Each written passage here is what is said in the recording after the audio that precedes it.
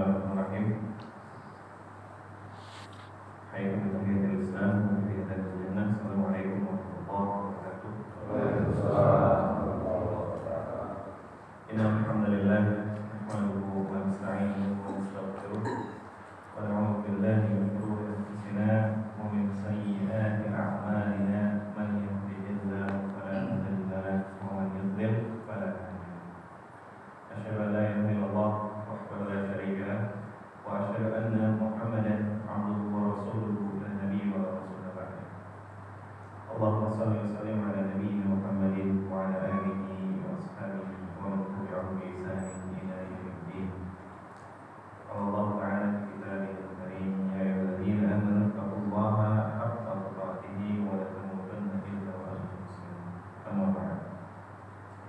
Bapak-bapak yang saya cintai Allah Azza wa Jalla, alhamdulillah pada kesempatan pagi hari ini, subuh hari ini kita bisa bertemu kembali, bersilaturahmi kembali, bertatap muka kembali tanpa ada satu kekurangan sedikit pun.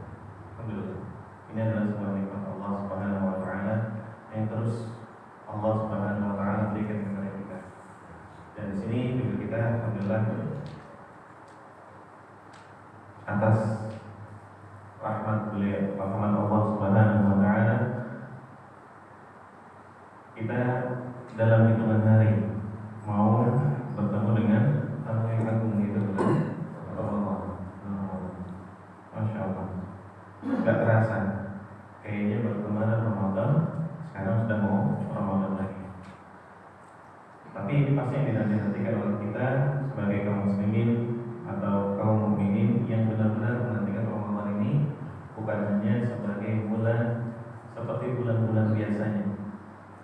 Karena orang yang merugi menjadikan bulan Ramadan ini menjadi seperti biasa aja, nggak ada spesial. Padahal bulan kita tahu bahwa Allah Subhanahu wa taala melipat gandakan banyak pahala di bulan Ramadan. Allah mengucapkan banyak maghfirah untuk kita yang memintanya. Allah bahkan mengganjar puasa di bulan Ramadan dengan pahala yang hanya Allah saja yang tahu besaran pahala tersebut. Maka bagi kita kaum muslimin, kaum mukminin, seharusnya senang ketika datang bulan Ramadan. Maka seperti dicontohkan oleh para sahabat terdahulu, ketika bulan Ramadan itu akan tiba, mereka selalu mempersiapkan diri mereka untuk menghadapi bulan ini. Bahkan bukan hanya satu bulan di bulan Syawal ini, sejak 6 bulan yang lalu mereka sudah mempersiapkan diri. Terlebih lagi mendekati bulan Ramadan. Salah satunya adalah Amr bin Qais. Rahimahullah ta'ala, salah seorang salaf dahulu. Beliau mempunyai tokoh. Tapi ketika 11 bulan setelah bulan Ramadan, beliau mengumpulkan hasil dari tokoh tersebut untuk persiapan dia menghadapi bulan Ramadan. Jadi ketika masuk bulan Sya'ban, Amr bin Qais ini menutup tokohnya dan dia mengkhususkan dirinya untuk membaca Al-Quran, biar ketika masuk ke dalam bulan Ramadan, dia tidak asing lagi. Terkadang kita semangat di bulan Ramadan, tapi ketika lewat dari bulan Ramadan, udah hilang sisa-sisa Ramadan. Paling bertahan seminggu, 2 minggu, habis itu langsung hilang lagi, luntur lagi sebenarnya. Nah, makanya kita persiapkan dari sekarang. Alhamdulillah di sini bapak-bapak semangat untuk belajar thalabul ilm, mengkaji, kita mencari ilmu Allah Subhanahu wa taala yang Allah turunkan ke bumi ini, walaupun hanya yang kita tahu hanya sedikit, ilmu Allah terbanyak. Maka ketika menghadapi bulan Ramadan, jangan sampai kita asing. Kita cari ilmunya, kita cari hal-hal yang mungkin kira-kira akan membingungkan kita nanti bulan Ramadan. Cari dari sekarang, biar nanti ketika masuk bulan Ramadan, kemudian tahu-tahu kita menghadapi suatu masalah yang mungkin atau suatu kendala dalam kendala syariat yang kita bingung apa nih hukumnya, kita sudah tahu duluan karena kita sudah mencari dari sebelum bulan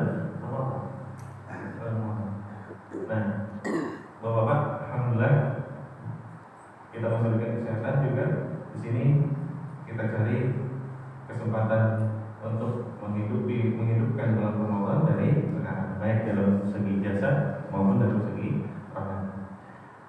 Baik Bapak yang saya cintai karena Allah Azza wa Jalla, salawat dan salam semoga tercurah kepada Nabi Muhammad SAW dan para keluarganya, para sahabatnya, dan juga para pengikutnya yang berada di sana. Alhamdulillah pada pagi hari ini kita akan bahas kembali kitab Taisirul Alam, Syarah Umdatul Ahkam, Taisirul Alam, penjelasan dari kitab Umdatul Ahkam karena Abdullah bin Abdurrahman bin Shalih Al-Bassam. Nah, ini kita sedang membahas, mensyarah atau menjelaskan hadis-hadis yang berada di kitab Umdatul Ahkam. Tapi sebelum kita mulai, waktu itu saya janji ada hadiah bagi yang waktu itu jawab. Siapa itu Pak? Pak, ini. Pak, kecil, tapi bisa buat ngabuburit sebelum buka puasa nanti.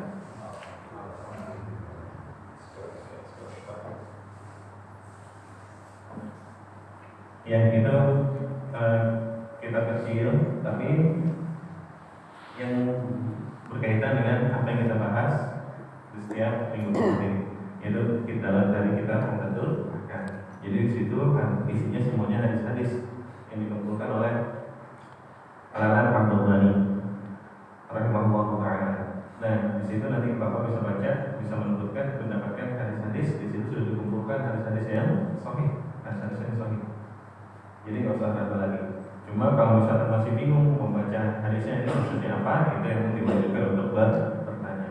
Karena membaca hadis, kalau kita mencukupkan buku tanpa bertanya kepada seorang guru, maka kesalahannya akan lebih banyak. Seperti kata perkataan ulama dulu, man kana syaikhul al-kitab faqadahu aktsar min sahabi. Barang siapa yang dia syekhnya, gurunya itu kitab, nggak mau mengaji dengan guru yang lain, pokoknya udah saya baca kitab aja. Nah, maka kesalahannya pasti lebih banyak daripada benar. Maka ketika kita baca buku, ketika kita bingung, maka bukan dipahami sendiri, tapi apa? Kita bertanya kepada ahli ilmu. Baik, kita lanjutkan. Bahwa yang saya cintakan Allah Azza wa Jalla, kita masuk ke dalam bab al-mashu 'alal khuffain. Al-mashu 'alal khuffain, membasuh apa? Khuf itu apa? Khuffain.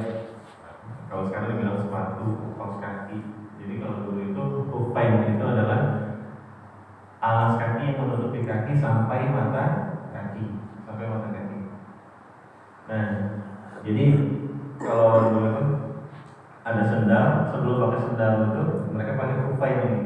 Jadi kayak kaos kaki. Cuma bedanya khuf ini terbuat dari kulit.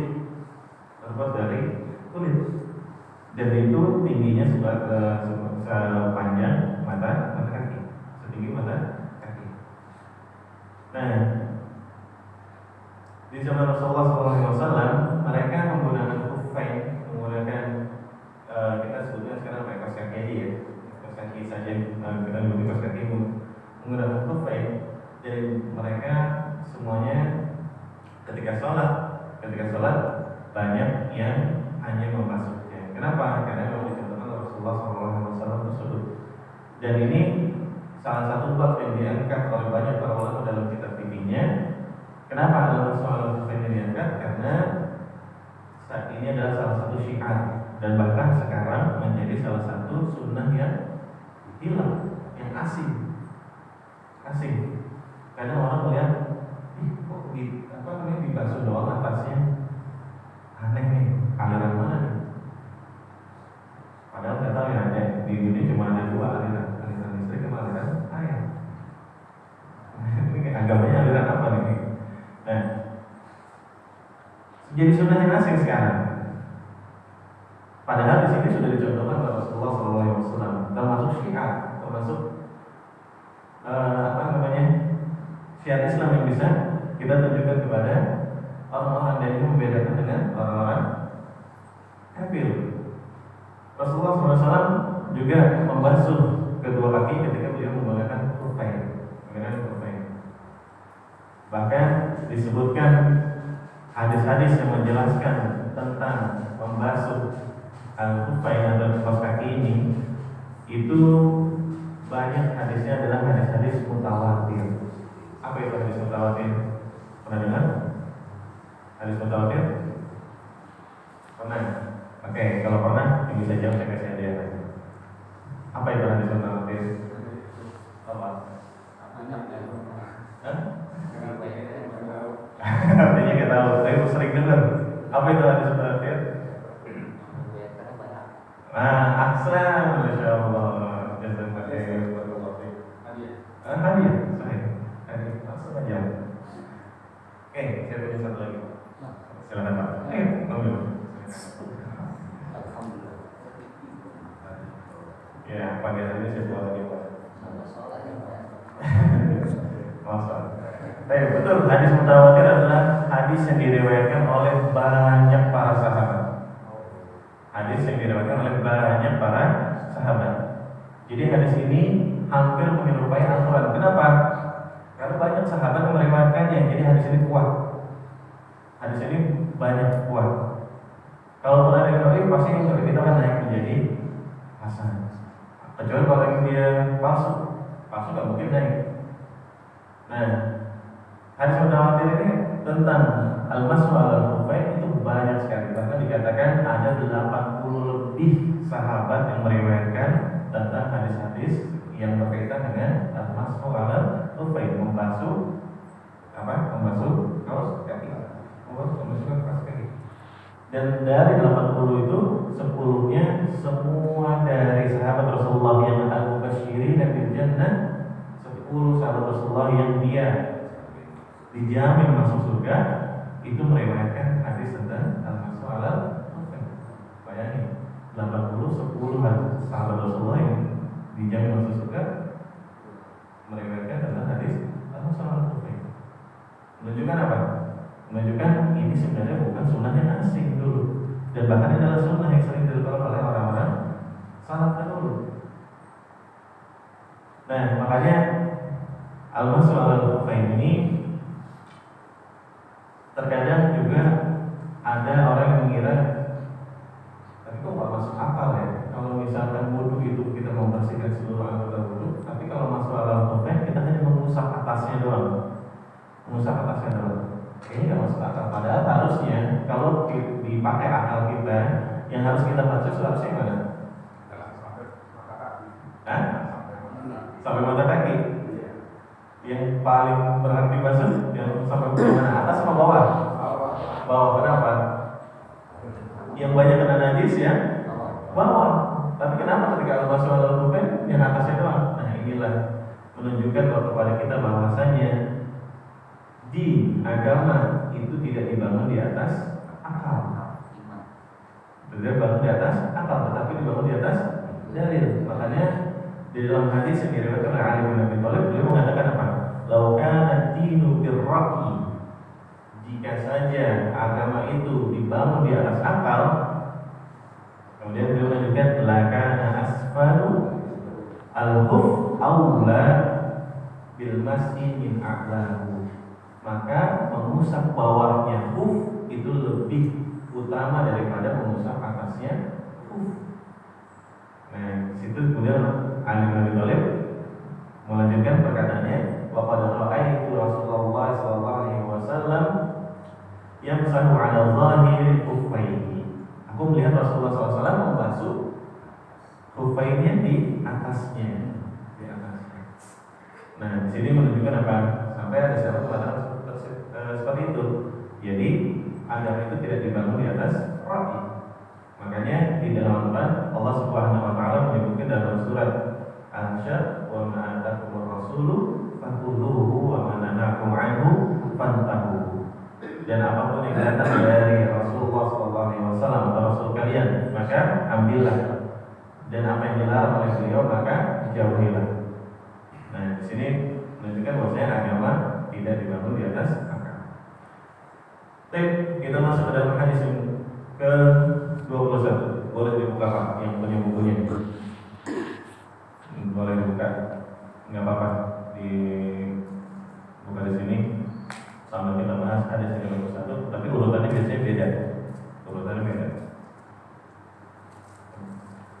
Anil Mughirah bin Syu'bah, Anil Mughirah bin Syu'bah. Qala kuntu ma'a Nabi sallallahu alaihi wasallam fi safarin fa ahwaitu li anzi'a kuffayhi. Faqala da'huma fa inni adqaltuhuma qahirataini famasaha 'alaihima. Dari sahabat Al-Mughirah bin Syu'bah radhiyallahu anhu berkata, kuntu ma'a Nabi sallallahu alaihi wasallam. Dulu saya pernah bersama Nabi sallallahu alaihi wasallam di safarin, dalam sebuah safar. Kata ada salah lain membasuh. Dulu aku pernah bersama Rasulullah SAW dalam sebuah safar. Fa'ahwaitu li'anzi'a kuffayhi. Aku pengen ahwai itu sangat ingin membuka kedua khufnya Rasulullah SAW, membuka kedua kaos kakinya Rasulullah SAW. Kemudian kata Rasulullah mengatakan apa? Faqala da'huma. Tinggalin keduanya, tinggalin itu. Biarin aja. Fa inni adqaltuhuma dhahirataini. Karena saya memasukkan kedua kaki saya ke dalam khuf dalam keadaan suci. Famasaha 'alaihi. Kemudian Rasulullah SAW membasuh keduanya, masuk keduanya. Baik, dalam hadis ini menunjukkan pada kita bahwasanya apa? Bahwasanya hadis ini yang pertama menunjukkan kepada kita bahwasanya apa?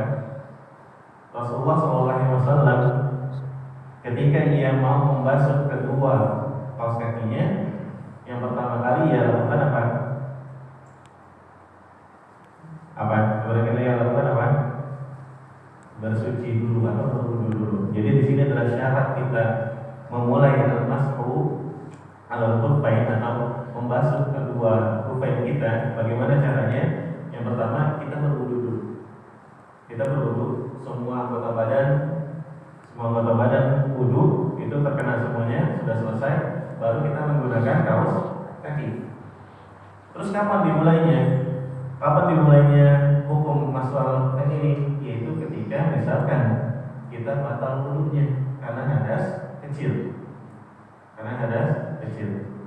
Nah, baru ketika wudu yang kedua kita tidak usah cuci kaki lagi. Kaos kaki masih dibuka, tapi langsung dibasuh. Paham caranya? Jadi ketika teman-teman, mungkin bapak-bapak, misalkan kayak gini, mau berangkat kerja, yang kerjanya pakai sepatu kan agak repot ya, Makanya ketika sebelum kerja dari rumah dia berwudu dulu. Habis keluar dari rumah udah selesai, kemudian apa? Pas sampai tempat kerja dia mau sholat duha misalkan. Ada waktu istirahat sebentar dia mau sholat duha, tapi dia ingat pas lagi bawa motor nggak sengaja kentut. Batal nggak wudunya? Batal. Nah, pas mau sholat duha dia wudu lagi, tapi nggak usah dilepas kaos kakinya, boleh. Ya itu gimana? Dia wudu seperti biasa, kecuali kakinya yang masih ada kaos kakinya hanya dibasuh di atasnya. Satu kali atau 3 kali, kanan dan kiri selesai. Itu sudah masuk ke dalam hukum al-mashu 'alal khuffain, membasuh kedua kaki. Apakah hanya sebatas ini? Iya, hanya sebatas ini. Lalu pertanyaan, apakah hanya khuffain aja? Enggak. Jadi semua ikatan menutupi bagian tubuh kita, dan itu kita punya hajat atau kita punya kebutuhan untuk tidak melepasnya, maka cukup dibasuh. Tapi syaratnya apa? Ketika sebelum kita memakainya, wudu dulu dalam keadaan suci, seperti yang disebutkan dalam hadis Mughirah bin Syu'bah radhiyallahu anhu. Seperti ibu-ibu, terkadang ibu kan pakai jilbab, udah pakai jilbab panjang, kemudian datang ke kajian mau wudu batal. Nah, sebelum di rumah dia harus wudu dulu, di rumah dia harus sudah bersuci dulu. Lagi datang kajian dia batal, dia mau wudu lagi, gimana? Kan repot, buka jilbab. Maka dia masuk ke dalam hukum seperti ini, hanya membasuh. Jadi ketika wudu seperti biasa, Jilbabnya nggak usah dilepas, tapi bagaimana? Langsung dibasuh aja. Apakah bolak-balik kayak kita basuh rambut di Ustaz gitu? Enggak, hanya sekali dibasuh. Termasuk orang-orang yang kayak misalkan dia punya luka, yang nggak mungkin kena air, Nah sebelum dibasuh, asalnya adalah dia diwuduin dulu di sini, yang lukanya itu. Sudah kering baru dibasuh. Ketika wudu bagaimana? Ketika wudu hanya dibasuh. Nah ini masuk ke dalam hukum al-mashu Jadi bukan hanya hufain. Makanya sebenarnya masuk ini atau membasuh ini sebenarnya ini adalah rukhsah atau keringanan yang Allah berikan kepada kita sebagai hamba-Nya. Masya Allah. Mudah kan kita bisa? Mudah banget. Nggak sulit. Nah yang pertama, jadi syaratnya ketika kita mau membasuh kedua kaki, membasuh kedua kaos kaki, maka yang pertama kali adalah kita memasukkan kaki kita atau bagian tubuh kita dalam keadaan apa? Dalam keadaan suci. Di dalam di sini seperti itu menyebutkan. Yang kedua di sini menunjukkan bahwasanya apa? Menunjukkan bahwasanya para sahabat dulu sangat memperhatikan secara detail. Bahkan sampai ketika beliau berwudu aja dilihatin sampai ingin berebutan mau mendapatkan bagian untuk membuka kaos kaki, bagian pahala. Karena kalau Nabi dulu seluruh tubuhnya adalah keberkahan. Makanya para sahabat dulu berebutan. Bahkan air bekas wudunya para sahabat dulu berebutan. Ini pada Nabi, tidak kepada orang-orang setelahnya. Nah sekarang aneh, ada yang menganggap bahwasanya ini wali sampai berebutan air wudunya, bahkan ludahnya, bahkan bekas minumnya. Ini adalah sebuah kesyirikan. Kalau dulu Nabi memang ada dalilnya bahwasanya Rasulullah SAW memang membawa keberkahan semua. Bahkan setelah yang rambut pun ketika jatuh dari rambut Nabi, para sahabat pun mengumpulkan kan ada keberkahan di dalam. Tapi kalau sekarang nggak ada Nabi, udah nggak ada lagi. Rasulullah SAW adalah tahun Nabi, dia berdoa para Nabi. Dari sini kesemangat para sahabat untuk punya bagian mendapatkan keberkahan dari Nabi dan juga mendapatkan bagian untuk melayani Nabi Muhammad SAW. Dan yang ketiga, di sini kita bisa pelajaran dari hadis yang ini dari hadis Abdullah bin Syu'bah bahwasanya al-mashu 'alal khuffain atau membasuh kedua kaos kaki ini tidak ada khilaf di antara para ulama. Semua mazhab mengakui bahwasanya ini adalah sebuah sunnah, kecuali satu. Dan ini kita sebenarnya tidak menganggap bahwasanya dia termasuk dalam bagian dari Ahlussunnah wal Jamaah, yaitu siapa? Syiah. Mereka tidak mengakui tentang syariat ini al-mashu 'alal khuffain. Kenapa? Karena mereka berdalil dengan hadis dari Jarir bin Abdillah, salah seorang sahabat Rasulullah SAW, yang beliau menyebutkan bahwasanya Rasulullah SAW, padahal hadisnya di situ menyebutkan Rasulullah SAW membasuh kedua kakinya, tapi mereka berdalil atau mengambil keyakinan atau pendapat bahwasanya itu kan Jarir bin Abdillah radhiyallahu anhu masuk Islam setelah turunnya surat Al-Maidah yang menjelaskan tentang rukun wudu. Ya ayyuhalladzina amanu idza qumtum ila sholati faghsilu wujuhakum wa aydiyakum ila al-marafiqi wamsahu bi ru'usikum wa arjulakum ila al-ka'bayn. Mereka berkata bahwasanya kan Jarir Abdillah ya kan? Seperti Jarir bin Abdillah, beliau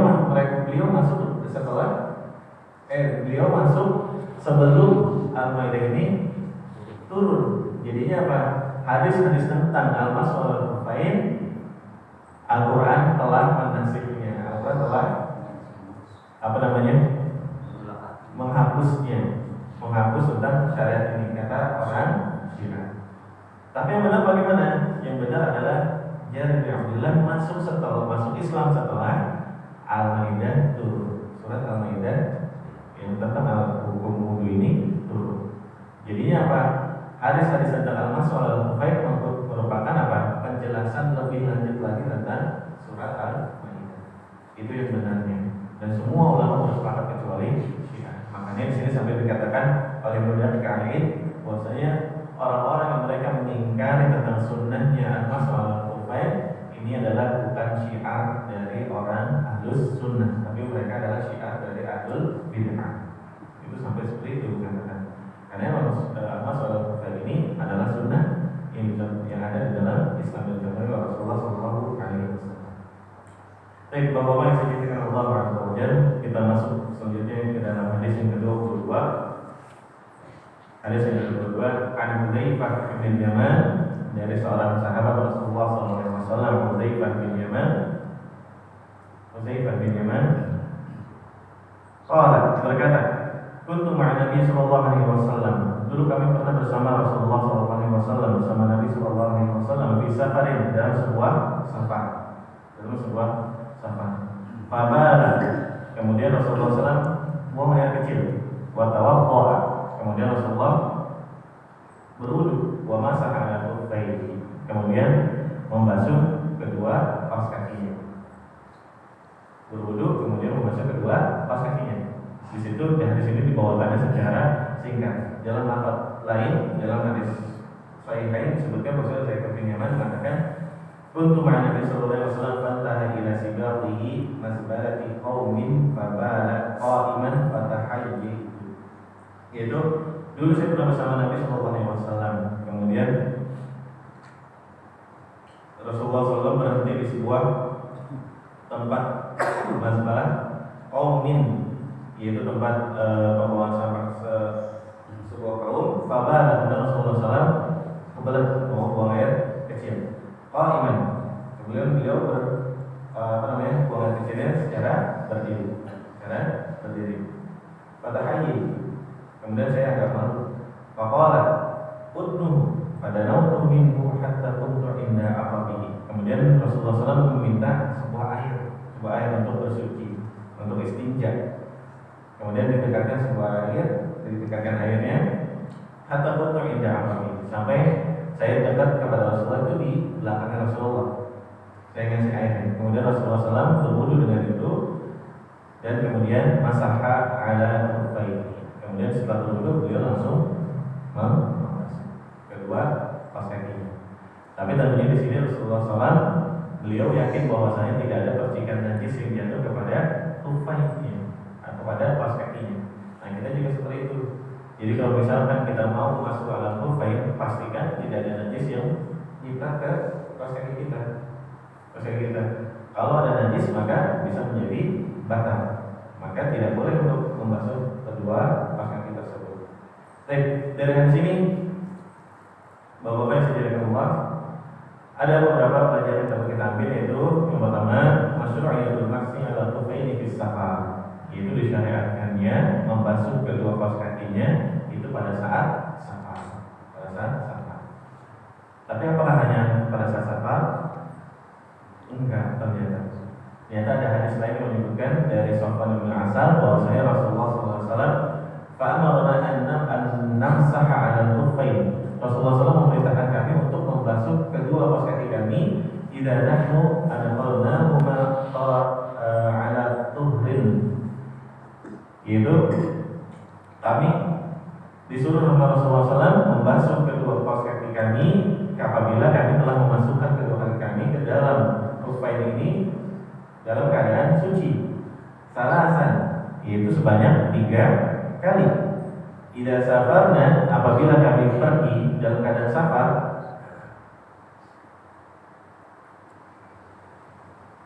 itu akan salasa ayyamin wa lailah.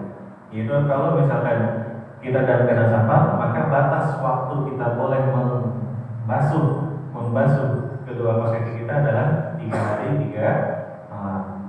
3 hari 3 malam. Wa yawman wa lailatan idza aqamna, dan apabila kami sedang mukim maka sehari semalam.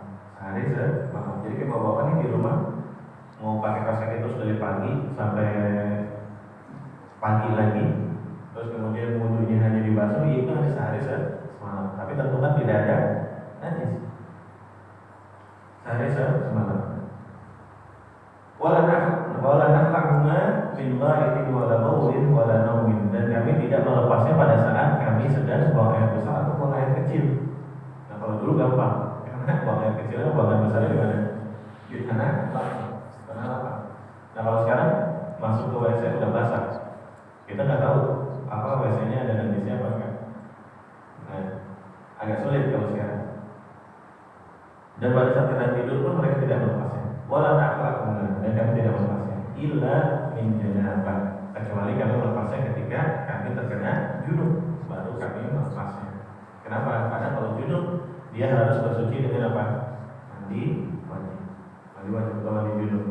Maka pembatal dari masukul khuffain atau membasuh kedua alas kaki adalah apa? Yang pertama, kalau habis waktunya.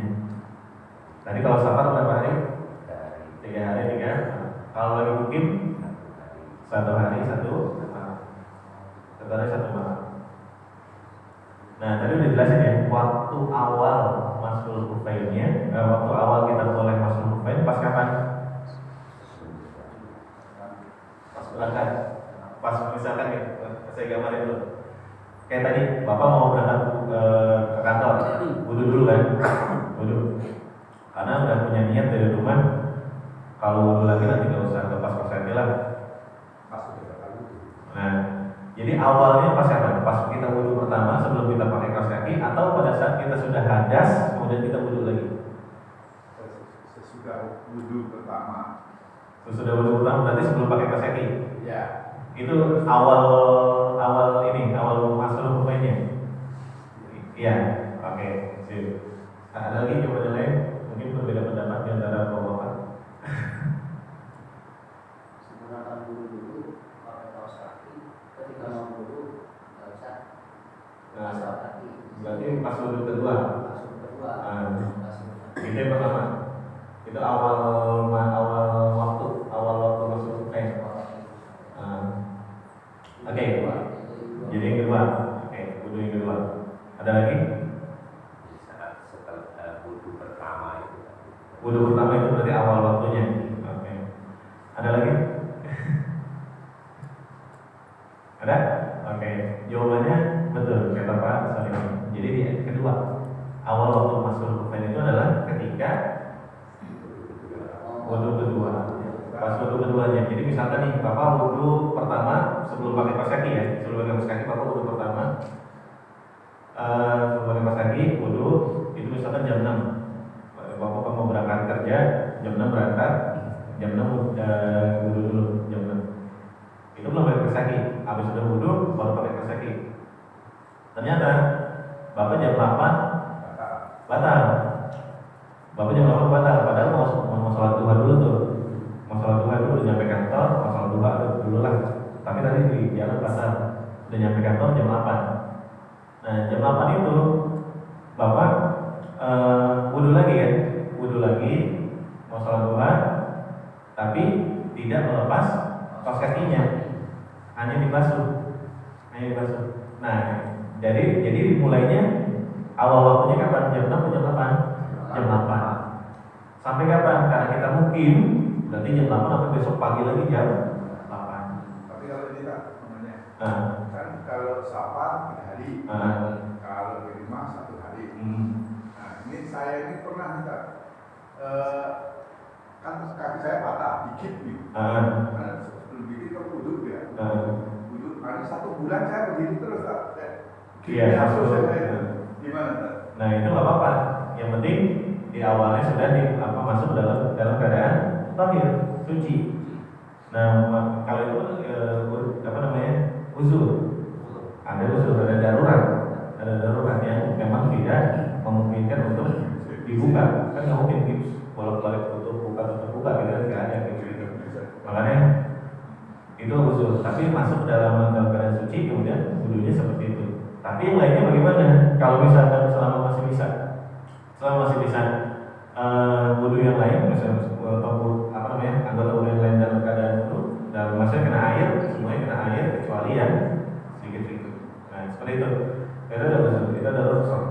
Nah, seperti itu. Jadi pertama adalah pembatal masul kufainya apa? Waktunya kan habis. Kalau waktunya habis, berarti dia harus wudu lagi. Kayak misalnya tadi jam 8 Bapak udah mulai wudu, kemudian besok pagi lagi jam 8, besok pagi jam 8, Bapak udah habis tuh waktunya. Berarti harusnya gimana? Wudu lagi. Pas kakinya dilepas, wudu lagi. Makanya seperti ini batas waktunya dari awal waktu sampai akhir waktu.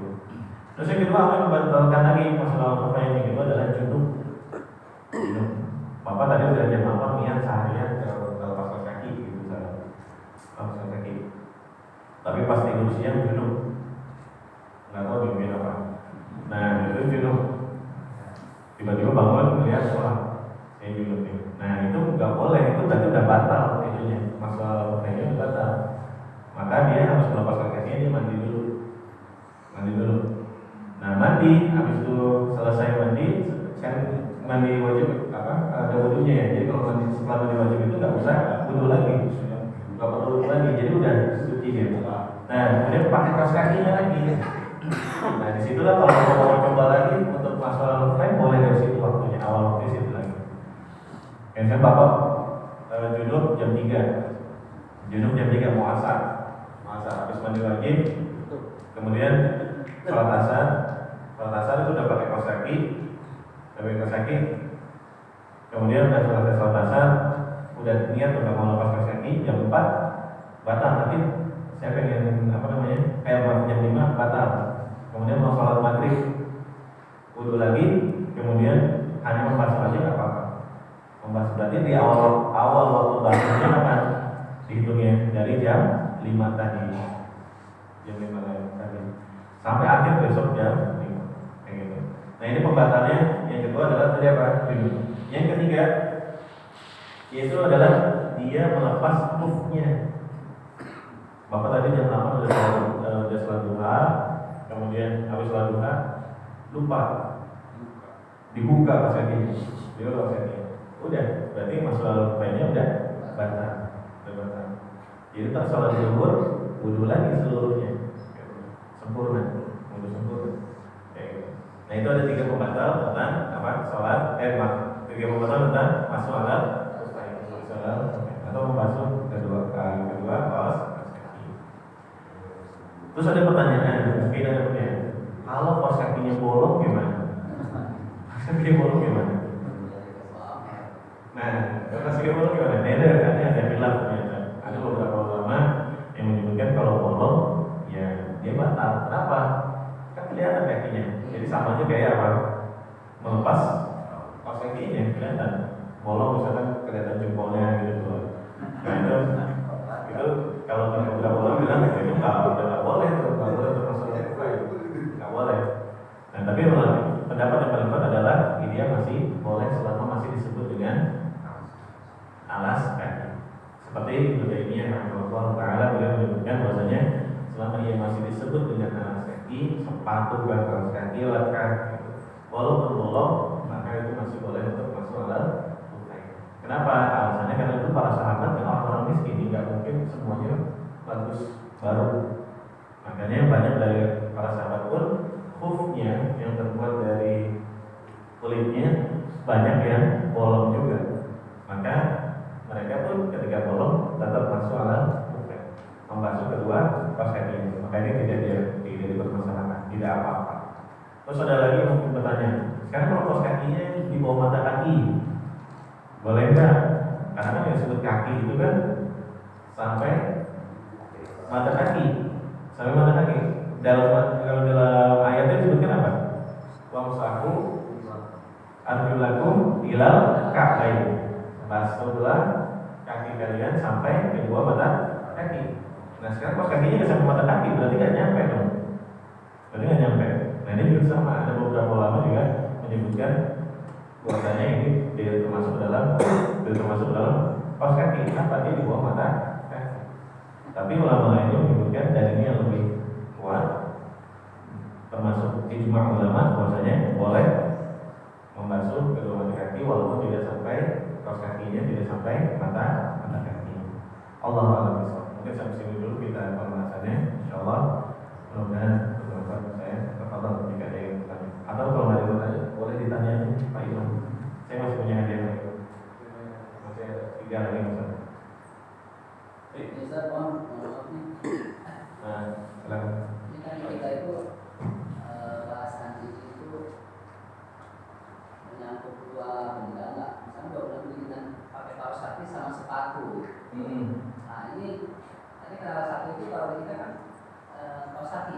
itu sudah mencakup sama sepatunya bagaimana atau boleh salah satunya atau boleh dua-duanya.